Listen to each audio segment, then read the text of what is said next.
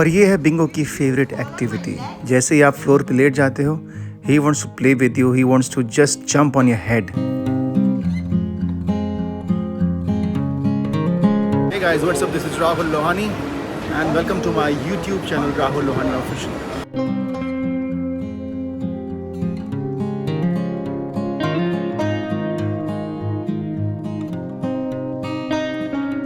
So अगर आप सोच रहे हैं कि मैं इतनी सुबह सुबह कहाँ निकला हूँ, तो let me tell you, I am going from Mumbai to Ghaziabad.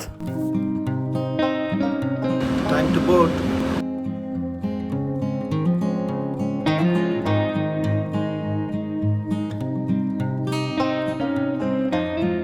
सो विस्तारा की फ़्लाइट आज थोड़ी सी डिले थी क्योंकि ये कम वक्त प्लेन अभी उतरा नहीं था, तो इसको हमने जैसे तैसे खींच खांच के नीचे उतरवाया और फिर हम चल पड़े अपने डेस्टिनेशन की तरफ।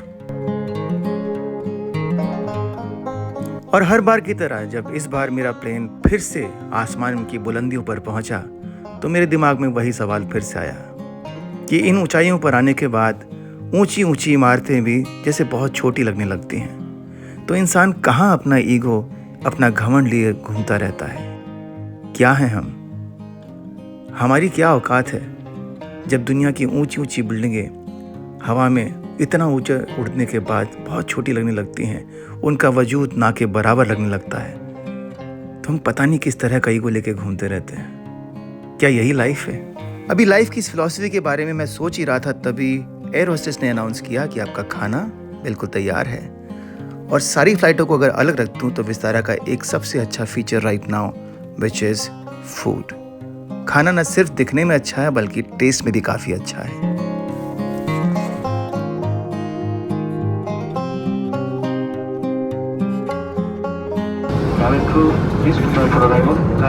और खाना खत्म होते होते फ्लाइट के पायलट ने कहा, भाई बहुत हो गया, उतरने की तैयारी करो, we are about to land. अब हम उतरने वाले हैं दिल्ली एयरपोर्ट पर। पता नहीं यहाँ का टेम्परेचर क्या होगा, बाहर देखने में तो पसीने छूट रहे हैं। I am sure the temperature is very high. कितना है पता नहीं।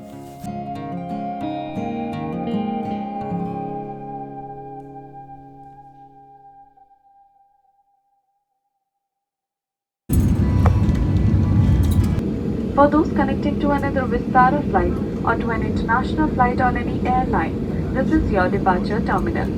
The temperature outside is 36 degrees Celsius. You may now use your mobile phones.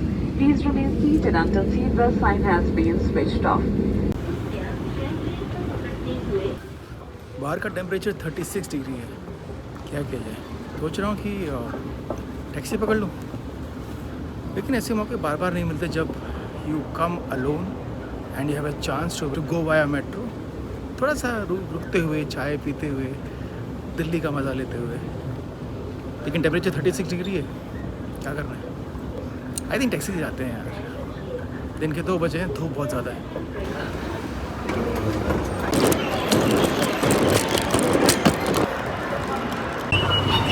So Delhi airport आने के बाद यहाँ से मेट्रो स्टेशन से मैंने काउंटर नंबर 3 से टोकन लिया है डायरेक्ट गाजियाबाद का। तो सोचा था कि मैं जाऊँगा टैक्सी से, लेकिन फिर डिसाइड किया कि यार अब नहीं जाऊँगा तो कब जाऊँगा, बिकॉज फैमिली के साथ बहुत मुश्किल होता है मेट्रो में ट्रैवल करना। अकेले तो कर ही सकते हैं यार, आदत है बचपन से। So I am going by metro. 3:30 बजे, देखते हैं कितने बजे पहुँचते हैं।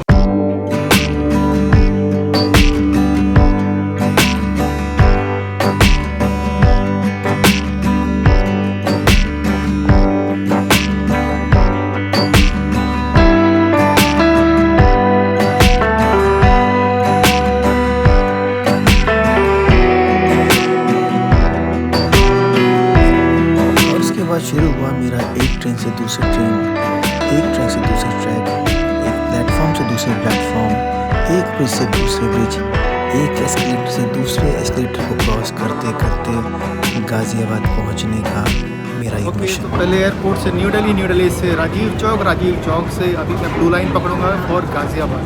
होपफुली ये सीधा गाजियाबाद जाएगी, आपको ट्रेन बदलनी नहीं पड़ेगी। जितना आसान मेट्रो ट्रेन से चलना लगता है, मुझे लगता है उतना आसान है नहीं। एक्चुअली इतने क्रिस क्रॉस पड़ते हैं, इतनी ट्रेनें आपको बदलनी पड़ती है, इतनी बार ब्रिज से उतरना चढ़ना और स्टेशन बदलना पड़ता है कि आप खुद कंफ्यूज हो जाते हो कि आपको जाना किधर था आप जा किधर रहे हो? क्या आप सही जा रहे हो? मेरा दिमाग तो इतना पक गया कि फिर मुझे दिखाई दी एक ऐसी दुकान जिस पर मुझे लगा कि यार यहाँ रुक के ना थोड़ी पेट पूजा कर लेनी चाहिए। पैटीज़, समोसे और एक गरम गरम चाय हो जाए। अभी मैं ट्रेन में बैठा ही था, मुझे लगा था कि अब मैं आराम से गाज़ियाबाद उतरूँगा, लेकिन तभी एक गड़बड़ हो गई और ये ट्रेन वक्त से पहले, स्टेशन से पहले ख़त्म हो गई, झिलमिल स्टेशन पर। एक और पड़ाव झिलमिल पे उतरना पड़ा क्योंकि यहाँ से ट्रेन बदलनी पड़ेगी फॉर गाज़ियाबाद। सस्ता तो है लेकिन आई थिंक बहुत लंबा रूट हो जाता है ट्रेनें बदलते बदलते।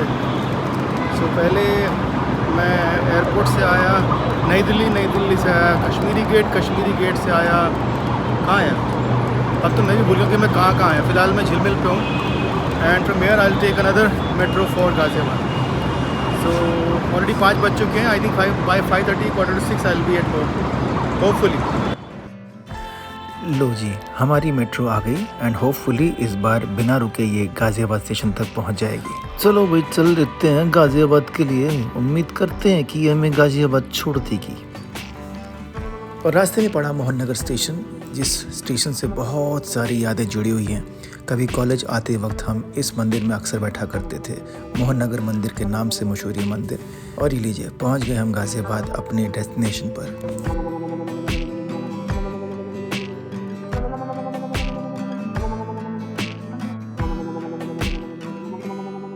और स्टेशन पे उतरते ही सबसे पहले पकड़ा हमने गणेश। नहीं, ये गणेश नहीं, ये तो ऑटो है।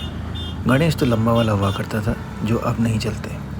तो हमने लिया ऑटो और पहुंच गए अपने घर, अपने गंतव्य पर। और फिर हंसी मजाक ठहाकों के साथ शुरू हुई शाम की शुरुआत। पापा से बोलो तो नहीं दाल चावल बनाओ। चाय थोड़े खाएंगे, आप चुप बैठे रहेंगे। जब जो है तुम बोल रही है तो फिर मुझे क्या बोलने की क्या जरूरत है? व्यक्ति की वाणी बहुत ताकतवर होती है। यह शत्रु को मित्र और मित्र को शत्रु बनाने की क्षमता रखती है। इसलिए संत कबीर जी ने भी कहा है कि बोली एक अनमोल है, जो कोई बोले जानी, हे तराजू तोली के तब मुख बाहर आनी। तो मैंने पाठक जी लिखा, तभी तो मैं हमेशा खामोश ही रहता हूँ। तराजू लेके कहाँ कहाँ तो घूमता फिरूं। पाठक जी भी बोलते हैं बंदे से बोलना ही बेकार है। शाम 6:30 बजे और पापा निकल पड़े हैं अपनी धन्नों पर बैठकर इवनिंग शॉपिंग करने के लिए।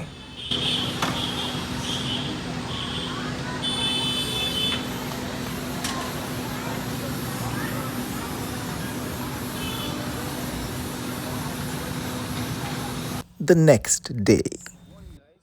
So today is कृष्णास मुंडन एंड ऑब्वियसली इसका मुंडन तो ऐसा नहीं हो रहा है क्योंकि पहले बचपन में एक बार गंजा हो चुका है। तो बच्चों को गंजा होने में शर्म तो आती है, अपने को भी आती थी, बच्चों की क्या बात है। सो लेकिन एक जो बेसिकली किसी थोड़े से बाहर लेके बाकी की पूजा एज इट इज़ होगी। चलते हैं, मैं जल चढ़ाने के लिए आया था सूर्यदेव को। जल चढ़ा दिया है और फिर पूजा की तैयारी।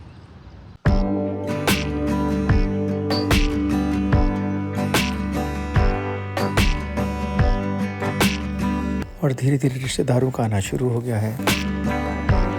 ये हैं आनंद चाचा, पापा के छोटे भाई।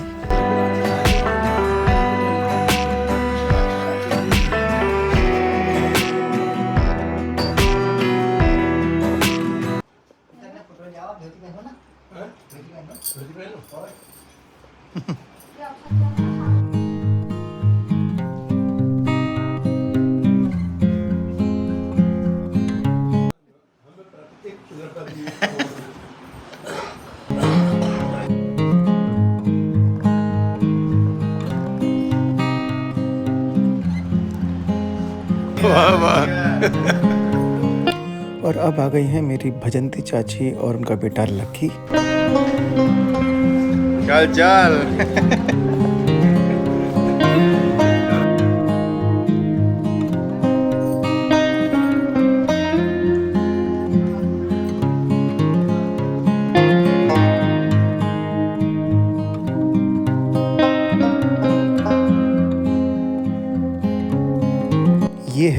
घर का मंदिर।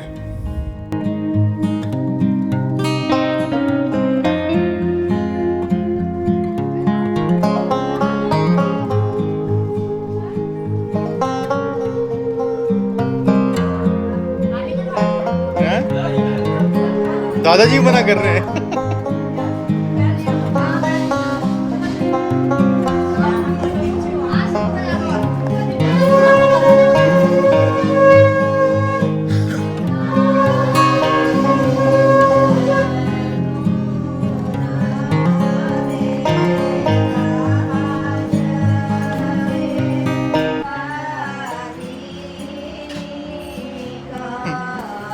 और ये जो गीत गाए जा रहे हैं ये अक्सर किसी भी तरह के त्योहारों में अक्सर पहाड़ियों के बीच गाए जाते हैं। कुमाऊनियों में, गढ़वालियों का मुझे पता नहीं, लेकिन कुमाऊं में मैंने अक्सर ये गाने गांव में या हमारे यहाँ शादी या किसी इस तरह के फंक्शंस में अक्सर सुने हैं।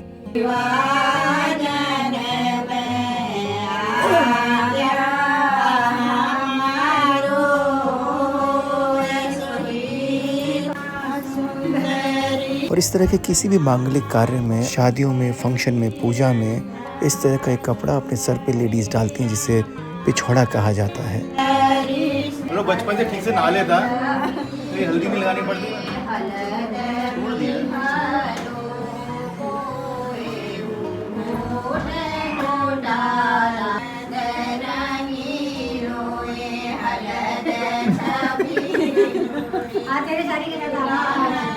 होली वाली का सर बस हो गया।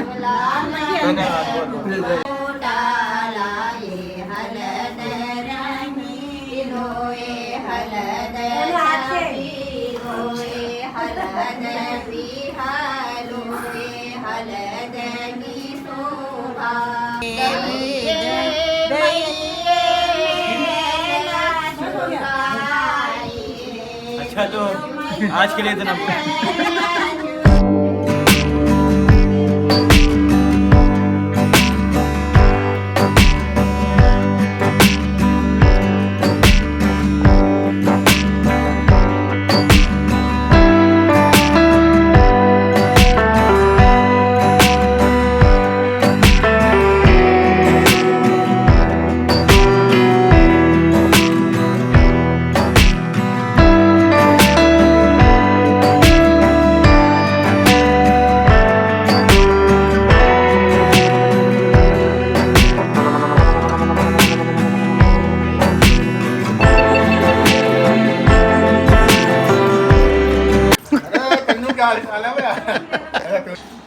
चले नहीं आया, नहीं आया, नहीं आया।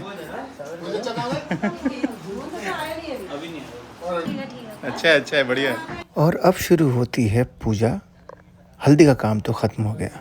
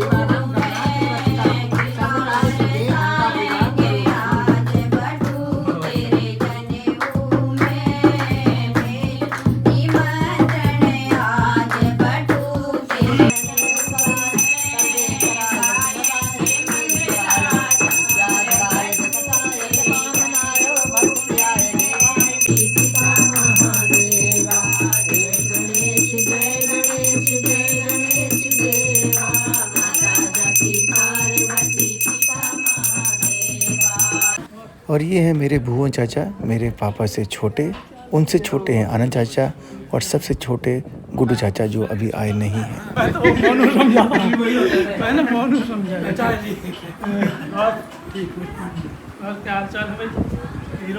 मोटर ठीक हो गई? अभी हाँ करके तो आ गया, अब शाम को पता नहीं। मोटर मतलब पानी तो अभी लाइन नहीं आती कि चला गई? पानी नहीं आ रहा। अभी पानी नहीं उठा रही। टामिक पानी का टाइम लिए इसमें।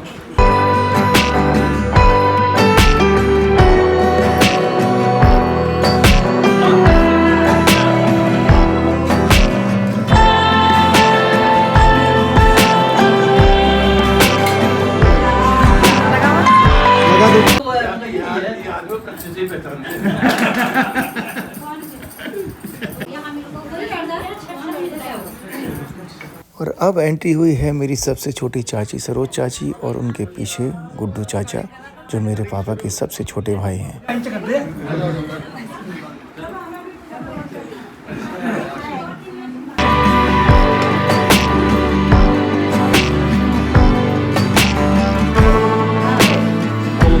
और पूजा के लिए बनने वाली कुछ ज़रूरी चीज़ें जो कि प्रसाद का हिस्सा होंगी, ये घर की लेडीज़ ही बनाती हैं, जैसे कि आप देख सकते हैं।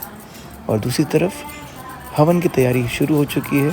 इनफैक्ट हवन शुरू हो चुका है और पापा सबको हवन के लिए बुला रहे हैं। उनसे पूछो कि किसी ने अगर नहीं खाया तो हवन में आ जाओ। व्लॉग ऑलरेडी बहुत लंबा हो चुका है, तो अगली कड़ी में हम देखेंगे हवन और खाना पीना जो कुछ भी हुआ उन सब के बारे में बात करेंगे अगले ब्लॉग में। इस ब्लॉग में बस इतना ही। अगर ब्लॉग अच्छा लगे तो चैनल को सब्सक्राइब करना, वीडियो को लाइक करना ना भूलें। Have a nice day.